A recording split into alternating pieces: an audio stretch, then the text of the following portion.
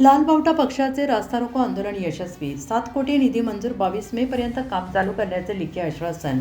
3 तासानंतर आंदोलन स्थगित. विक्रमगड.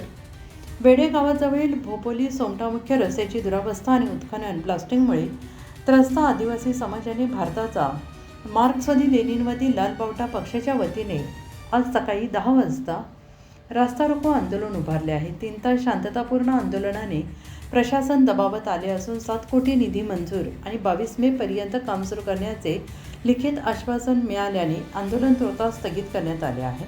लाल बावटा पक्षाचे तालुका सेक्रेटरी काशीनाथ कोकेरा, सहसेक्रेटरी कॉम्रेड प्रकाश भोये यांनी 4 मे रोजी रस्ता दुरुस्ती, उत्खनन बंदी, अवजड वाहतूक प्रतिबंध आणि पाणी पुरवठा या मागण्यांसह निवेदन दिले होते. 5 मे पर्यंत कारवाई न झाल्याने हे आंदोलन जाहीर झाले. अवजड ट्रकमुळे रस्ता खराब होऊन अपघाताची भीती निर्माण झाली आहे. तहसीलदार मयूर चव्हाण, गटविकास अधिकारी तलाठींसह मोठा पोलीस बंदोबस्त तैनात होता. पक्षाचे नेते कोकेरा, भोये, विजय मलावकर, नीलम धिंडा, बंडेस वरठा, अतुल वरठा, अमर तांबडा, विश्राम गिंभल, अरुण भोवरे, हेमंत खरपडे, पार्वती पाडेकर, जिल्हा सहसेक्रेटरी शेरू वाघ यांच्या नेतृत्वाखाली शेकडो कार्यकर्ते सहभागी झाले. मागण्या मान्य न झाल्यास उत्खनन स्थळावर मोर्चाचा इशारा देण्यात आला आहे.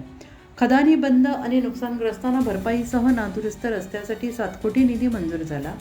22 मे पर्यंत काम सुरू करण्याचे लिखित आश्वासन मिळाले. पाणी टंचाईवर बोअरवेल दुरुस्ती करून तातडीनं पाण्याची सोय करण्यात आली. बेडे गावात पिण्याच्या पाण्याची भयंकर टंचाई असूनही प्रशासन उदासीन होते. आंदोलनाने जिल्हाधिकारी, तहसीलदार, सार्वजनिक बांधकाम विभाग, गटविकास अधिकारी तात्काळ यांच्याकडून कारवाई झाली आहे.